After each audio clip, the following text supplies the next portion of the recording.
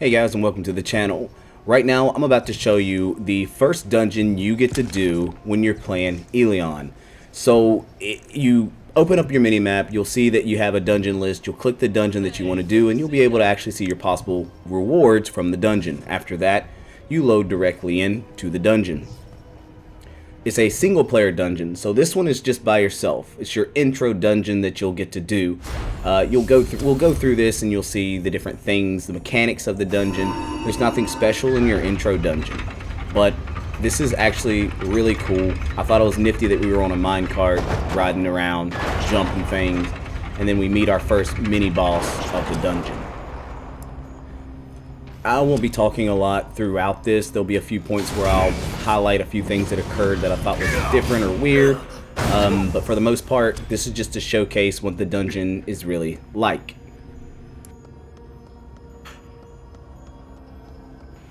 Pay close attention. When I did my review, there were a few things that I noticed. It didn't seem like my basic attacks were actually dealing damage. It seems that the only real damage you deal are the ones that are with your abilities. There were a few times where I swung my sword and the health bar on the enemy didn't change, and then all of a sudden, boom, it just dropped to half health or zero.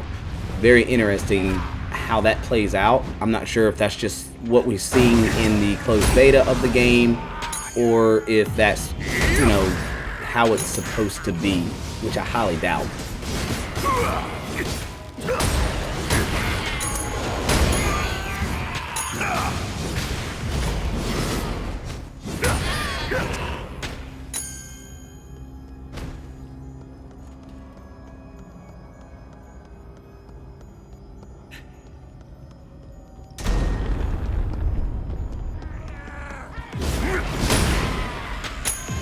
I kind of do want to call out that while in combat you'll notice there's X's on some of the walls, letting you know that you can't progress until you clear the area.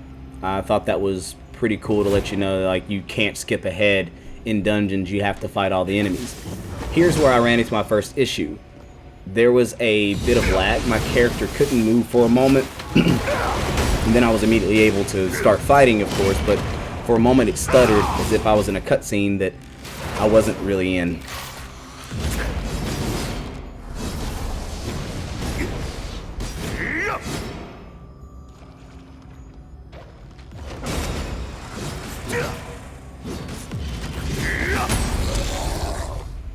I like that this game allows you to, kind of free roam, but it will tell you which way to go. Given the little yellow arrows, it lets you know exactly where you actually need to proceed to, instead of just running around in a circle for a moment.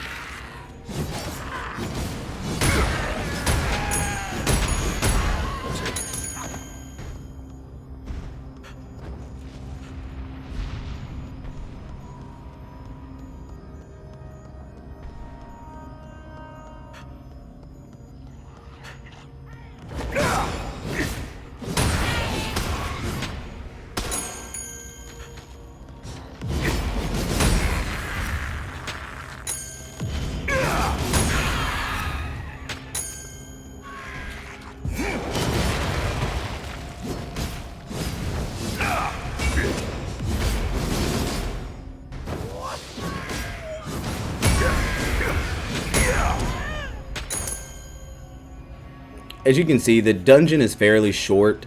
You get some cutscenes within the dungeons, but I wasn't really expecting this type of cutscene. It kind of made me laugh a little bit when I saw it. Your character's like, oh snap, look at this huge behemoth of a guy who just knocks his own people out of the way to come fight you. Not that this boss was difficult, but he had what you would call some enraged ability that made him just throw hands like a boss. I mean, he didn't really slow down, but I noticed that in this game there are mechanics that bosses have that once they do so many things, they kind of get winded and they're tired, so it gives you an opportunity to deal damage. I'm guessing that allows you to dodge as much as possible, let the enemy get tired, and then go in for your damage dealing portion of the battle. Later game, I'm sure that I wouldn't be able to just stay under the foot of the enemy and completely, fight. I'm probably going to have to get better at dodging and things of that nature in order to make the combat better and to actually survive, especially in a solo dungeon. So right now I'm excited because the game gives you the ability to do solo missions, and I know in the future you'll have dungeons that are particularly made for group instances as well, which gives you a level of, you know, camaraderie. Like you join an alliance or a guild and you can run it with your buddies as well.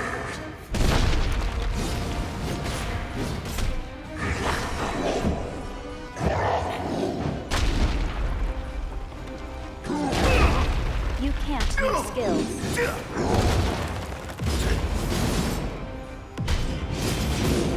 You can't use skills. You can't use skills.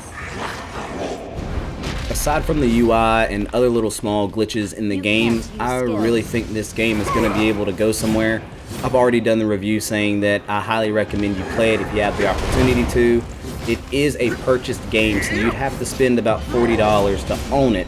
And as of right now, I haven't delved into a cash shop or anything that's like a pay to win. So I don't know if there's more to it on that part. My time was a little limited.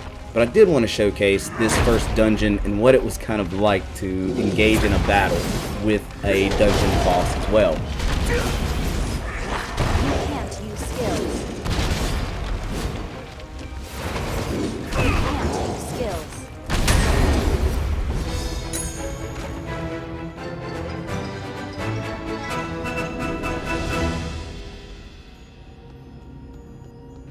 After defeating the boss, it took me a moment to realize how the heck to get out of the dungeon. There's a little button in the corner near your mini-map. You have to press the Alt hotkey that allows you to move your mouse freely and hover over it and click exit the dungeon when you're done so you can go back.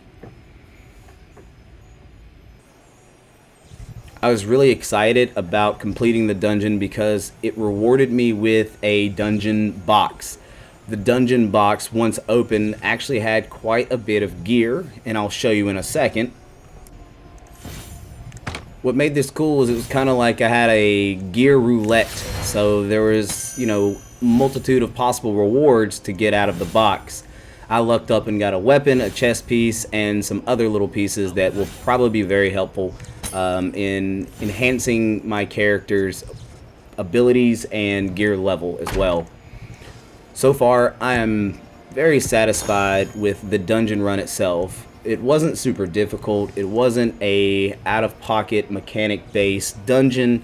Quick, simple, and the rewards seem to be very, very good. Something that I most definitely needed and will help me progress through the story that much easier. Again, thank you guys for popping in. I just wanted to showcase the bit of the dungeon that I was able to do, and I'm excited to do more dungeons during this closed beta. I highly expect myself to be purchasing this game when it comes out and add it to my already growing list of MMOs that I'm enjoying right now. Thank you guys, and hey, we'll see you guys next time. Thank you.